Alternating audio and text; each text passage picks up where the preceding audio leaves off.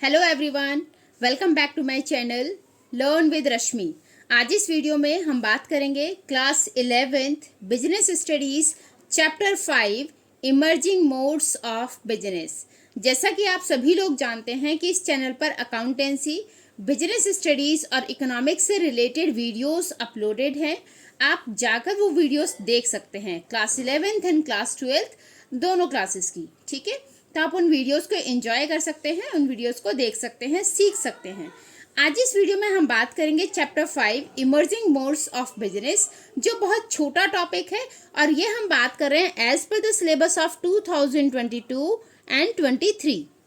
तो यहाँ पर इस बार इस सिलेबस में बहुत सारी चीज़ें आपकी हटा दी गई हैं। छोटा सा हमारा टॉपिक बचा है जिसको हम फटाफट डिस्कस करेंगे। चैनल पर नए हैं तो चैनल को सब्सक्राइब करना ना भूलें और अपने फ्रेंड्स के साथ ज़रूर करें। वीडियो पसंद आए तो वीडियो को लाइक भी करना। ठीक है, तो चलिए वीडियो शुरू करते हैं। इमर्जिंग मोड्स ऑफ बिजनेस मतलब बिजनेस में उभरते हुए जो मोड्स आ रहे हैं हम उनके बारे में यहाँ डिस्कस करेंगे। ठीक है, जो अब नए मोड्स बिजनेस में आए हैं। ठीक है, सबसे पहले हम बात करेंगे meaning and scope of e business. E का मतलब होता है इलेक्ट्रॉनिक। ठीक है, तो ई बिजनेस के बारे में हम यहाँ डिस्कस करेंगे कि उसकी क्या मीनिंग है, क्या स्कोप है, क्या बेनिफिट्स हैं और ट्रेडिशनल बिजनेस से ये अलग क्यों है। तो बस इतना ही हमारे सिलेबस में, फटाफट पढ़ लेते हैं।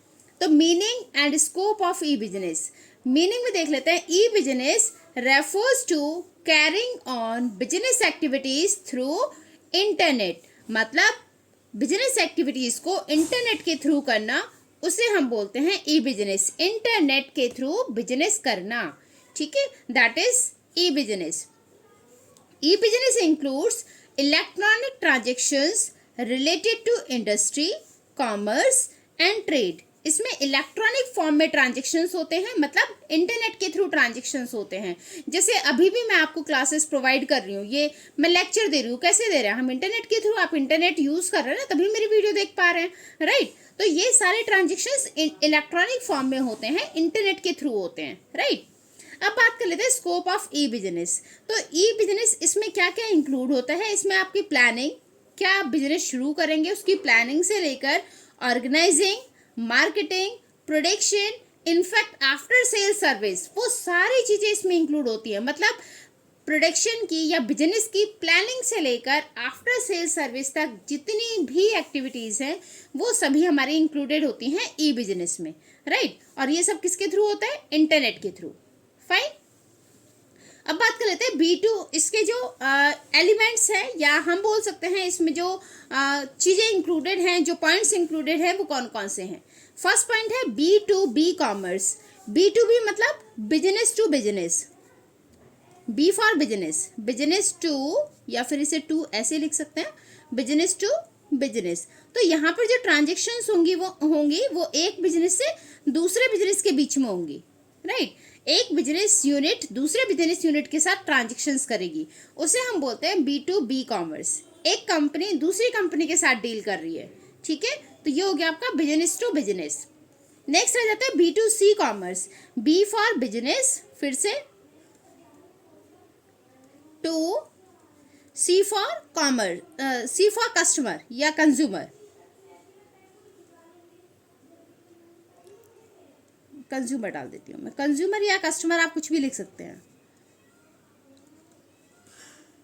बिजनेस टू कस्टमर, जब डीलिंग्स बिजनेस और कस्टमर के बीच में होगी तो उसे बोलते हैं B2C कॉमर्स। ठीक है, जैसे अमेजोन से आप कोई सामान परचेस कर रहे हैं, अमेजोन से आपने कुछ खरीद लिया, ठीक है, परचेस कर लिया हमने, तो ये किस किस के बीच में डीलिंग हुई? अमेजोन कंपनी और हमारे बीच में। ठीक है, तो अमेजोन और हमारे बीच में जो ट्रांजेक्शन्स हुई उन्हें हम बोलते हैं B2C commerce, business to consumer या कस्टमर।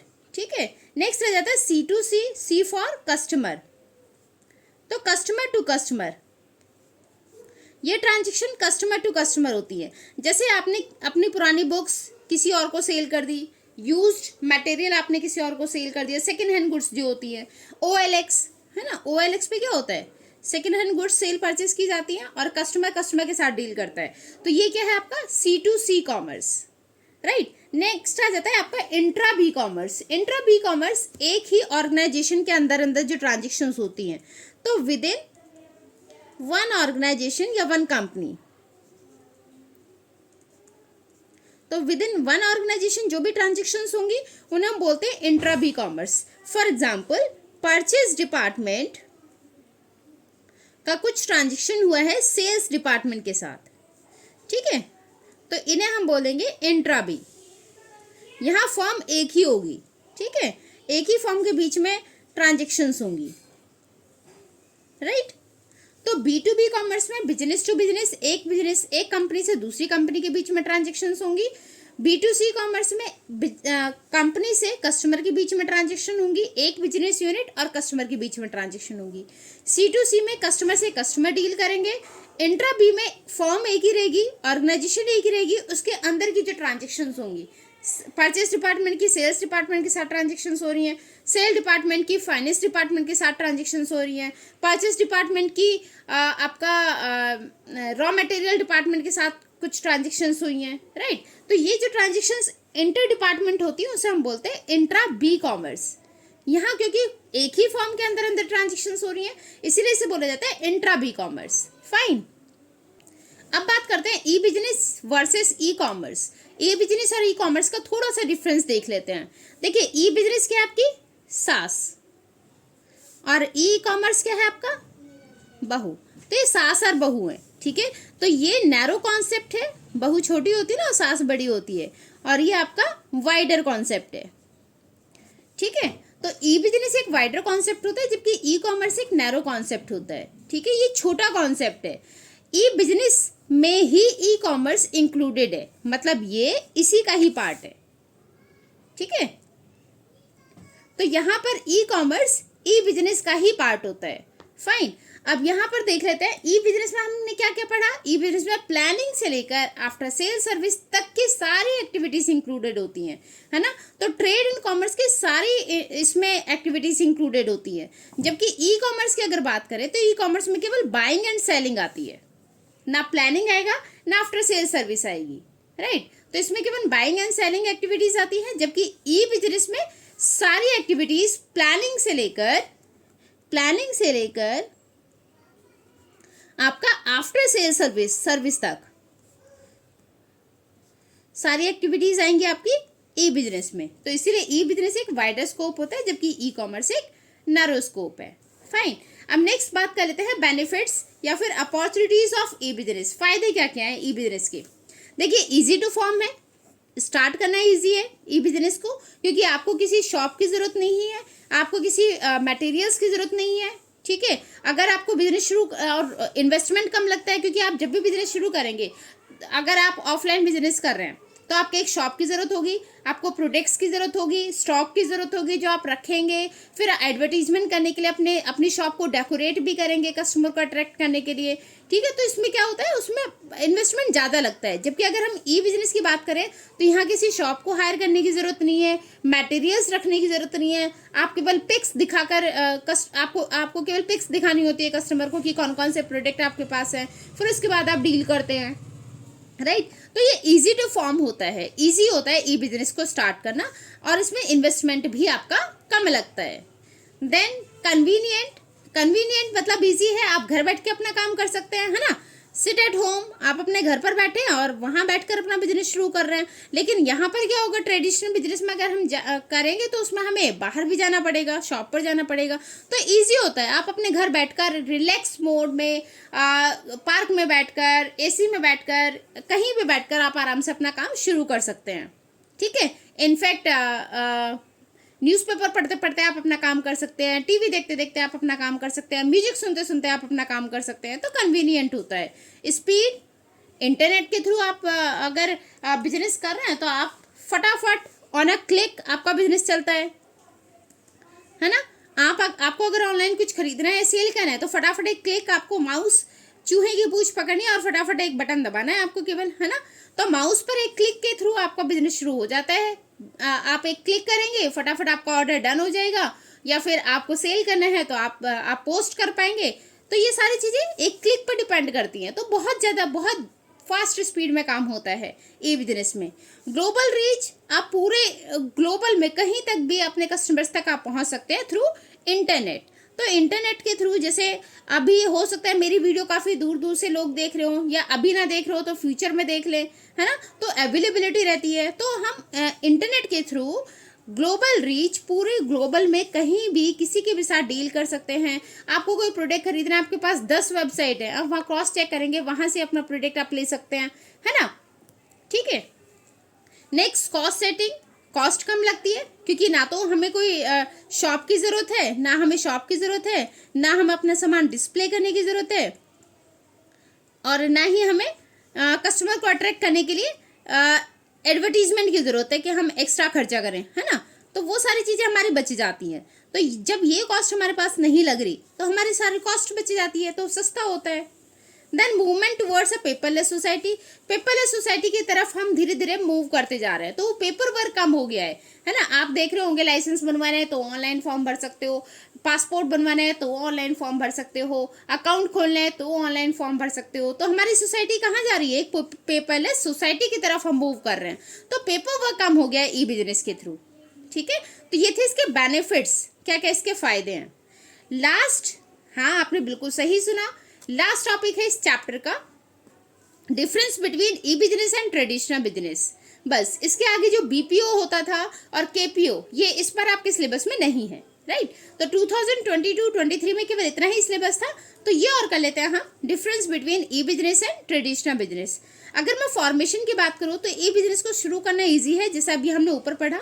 ट्रेडिशनल बिजनेस को शुरू करना थोड़ा सा डिफिकल्ट होता है, क्योंकि आपको पहले शॉप लेनी है, प्रोडक्ट्स लेने हैं, स्टॉक आपके पास होना चाहिए, फिर आप मिडिलमैन देखेंगे, या फिर लोकेशन अपना देखेंगे, पैसा इन्वेस्ट करना है, कस्टमर को अट्रैक्ट करने के लिए आपको शॉप को डेकोरेट करना होगा, तो थोड़ा सा डिफिकल्ट होता है। ठीक है। सेटिंग अप कॉस्ट, अगर आप अपना बिजनेस सेट कर, उसमें जो सेटिंग अप कॉस्ट आती है, क्योंकि आपको कोई शॉप हायर नहीं करनी, कुछ डिस्प्ले नहीं करना, तो सेटिंग अप कॉस्ट कम आती है। और यहाँ पर अगर मैं बात करूँ तो कॉस्ट ज़्यादा लग जाती है, पैसे ज़्यादा लग गए ना, आपको दुकान भी लेनी है, खरीदनी है, या फिर रेंट पे लेनी है, तो वो सब कॉस्ट आपकी ज़्यादा पड़ती है। ठीक है, यहाँ पर आपको प्रोडक्ट रखने पड़ेंगे, जबकि यहाँ पर हमारा केवल पिक्चर से काम चल रहा था, इमेजेस हमने दिखा दी प्रोडक्ट की, और उससे कस्टमर सेलेक्ट करेगा। ठीक है। ऑपरेटिंग कॉस्ट की अगर मैं बात करूं तो ऑपरेटिंग कॉस्ट सेम लेस होती है, क्योंकि आपको किसी एक्स्ट्रा फिजिकल उसकी ज़रूरत नहीं है एसेट की। यहाँ पर आपकी जो ऑपरेटिंग कॉस्ट होती है, सामान को बनाने में टाइम लगता है ना। देन पर्सनल टच, यहाँ कोई पर्सनल टच नहीं होता, आप किसी सामान को टच करके नहीं देख सकते। अब सपोज फॉर एग्जांपल मुझे कपड़े खरीदने हैं, तो मैं कपड़े को टच करके नहीं देख सकती कि उसका मटेरियल कैसा होगा, हम केवल इमेज में देख सकते हैं।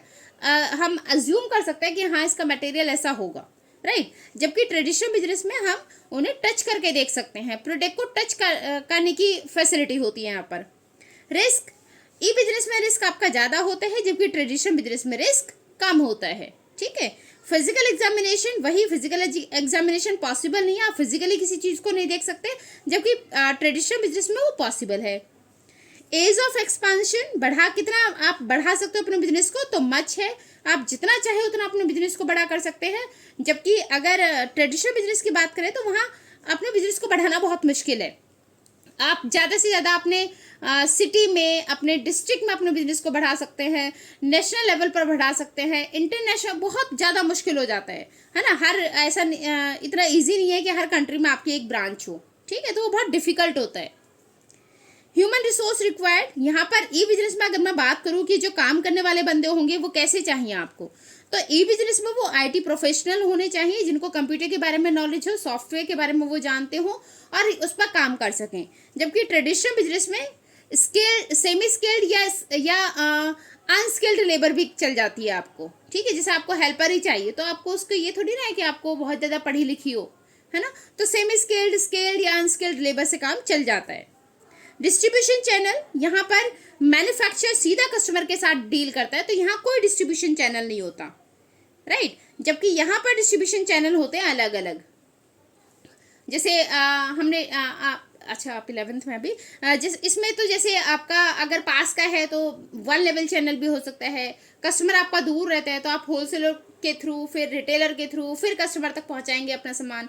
तो यहाँ पर डिस्ट्रीब्यूशन चैनल्स बहुत होते हैं। डिस्ट्रीब्यूशन चैनल मतलब मीडिएटर, बीच में मीडिएटर जो है। तो यहाँ बीच में कोई मीडिएटर नहीं होता है, कस्टमर के साथ सीधे डायरेक्ट डील करती है कंपनी। और ट्रेडिशनल बिजनेस में सीधे डील करना बहुत मुश्किल होता है। जैसे फॉर एग्जांपल चाय है, चाय दार्जिलिंग में होती है लेकिन मुझे घर बैठ के मिल रही है। यहाँ पर मैं नोएडा में बैठकर चाय पी पा रही हूँ, चाय की पत्ती हम खरीद पा रहे हैं। तो वो कैसे? क्योंकि वहां से एजेंट्स के थ्रू वो होलसेलर के पास आती है, फिर होलसेलर से वो रिटेलर्स के पास जाती है, फिर रिटेलर से हम लोग खरीदते हैं। तो यहाँ चैनल्स काफी यूज हो जाते हैं ट्रेडिशनल बिजनेस में।